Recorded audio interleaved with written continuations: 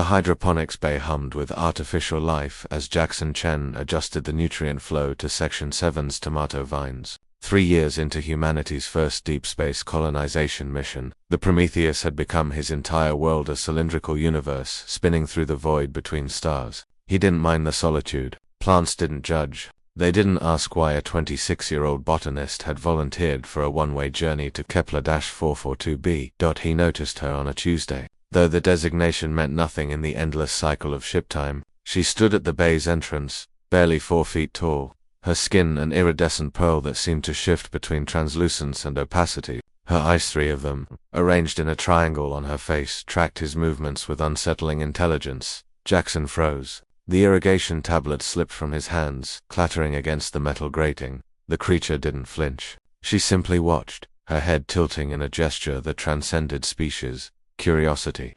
"Computer," Jackson whispered, his voice tight. "Security breach in Hydroponics Bay 3. No breach detected." The AI responded with maddening calm. "All personnel accounted for." The girl, and she was unmistakably young. Something in her proportions and the wide uncertainty of her gaze took a tentative step forward. Her 3-fingered hands rose, moving in deliberate patterns. Not random. Not animal. Communication. Jackson's single quotes as heart hammered against his ribs. First contact protocols screamed through his mind. Quarantine. Documentation. Alert the captain. But something stopped him. Perhaps it was the desperate hopefulness in her gestures. Perhaps it was 3 years of talking only 2 plants. He raised his hands slowly, mirroring her position. Then, drawing on memories from a college elective he'd barely passed, he signed, "Hello." Her eyes, all 3 wide. The center one blinked independently, a nictitating membrane sliding sideways. She repeated his gesture, then added more, a flurry of movements that meant nothing to him. Over the following weeks, Jackson discovered the truth in fragments. Her name was Orla, or rather.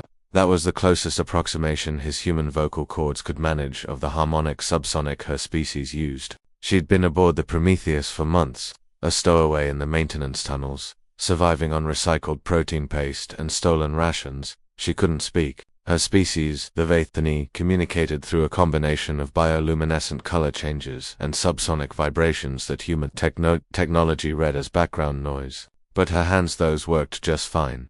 Jackson became her teacher. He started with basic ASL, the language his deaf grandmother had taught him during childhood summers. Orla absorbed it with frightening speed, her 3-way stereoscopic vision allowing her to catch nuances he hadn't known existed. Within a month, they were having conversations. Within 2, they were having debates. Why hide? He signed one evening, surrounded by the green sanctuary of his gardens. Orla's fingers moved with elegant precision. "Father say humans dangerous, expansionist, conquerors. But I not believe. Wanted to see myself. Your father let you stow away on an alien ship." Her skin flushed a deep purple embarrassment. He'd learned. Father not know. He ...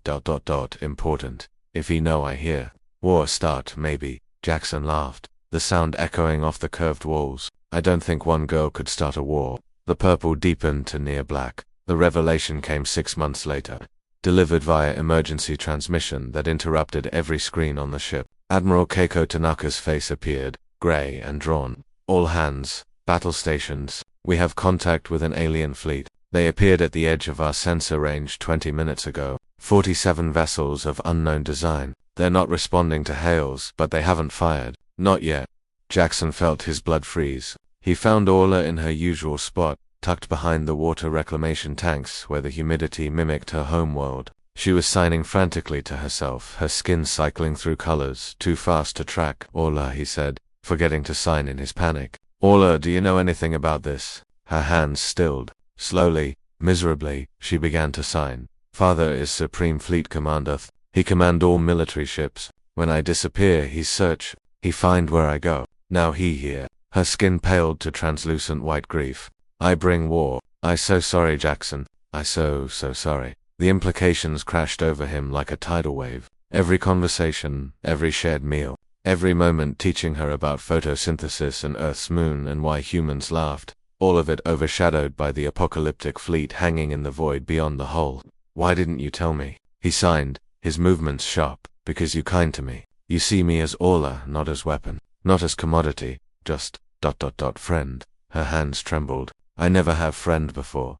Jackson closed his eyes. Through the bulkhead, He could feel the subtle vibration of the ship's weapon systems powering up. 47 ships. The Prometheus was a colony vessel, barely armed, carrying 10,000 sleeping colonists in cryostasis. Can you talk to him? He signed. Your father. He not believe I here by choice. Think humans, kidnap, take princess for ransom. Princess. Jackson's laugh was bitter. Of course you're a princess. I never want to be. The standoff lasted 14 hours. The Vathany fleet held position while the Prometheus crew frantically tried to establish communication. Every protocol failed. The aliens' technology operated on frequencies human equipment couldn't properly interpret.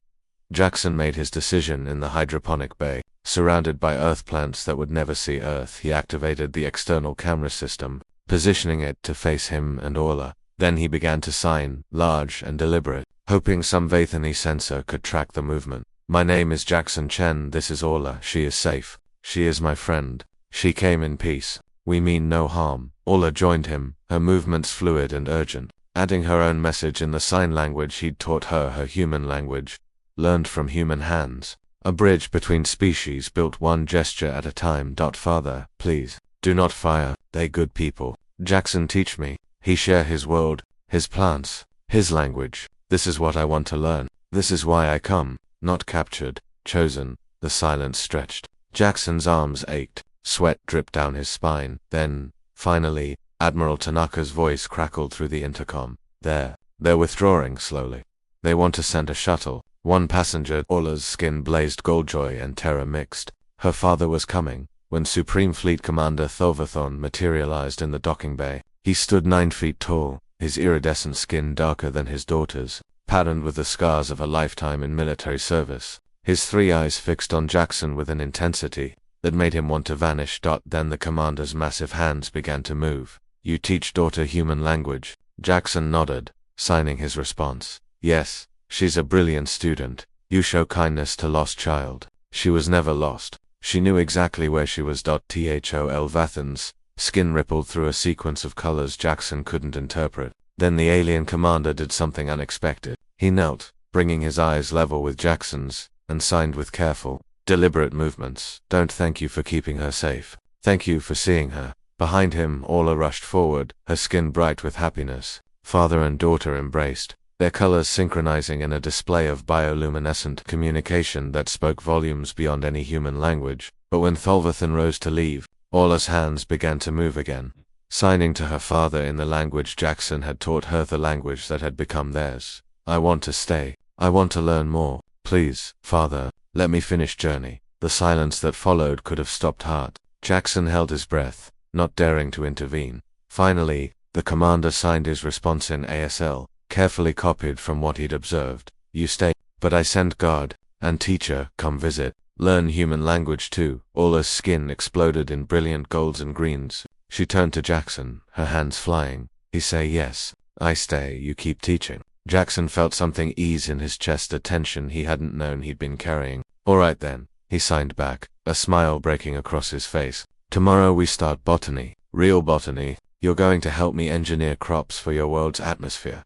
My world's atmosphere. Sure, Jackson signed. If our species are going to be friends, we're going to need to be able to grow food in both places. Orla's skin shimmered with every color at once, and Jackson realized they'd just taken the first step towards something unprecedented. Not first contact, not diplomacy. Friendship, real, earned, built word by word and sign by sign. The Prometheus sailed on toward Kepler 4 for to be, but it carried more than colonists now. It carried hope into the universe's most unlikely teacher-student pair, planning gardens for 2 worlds and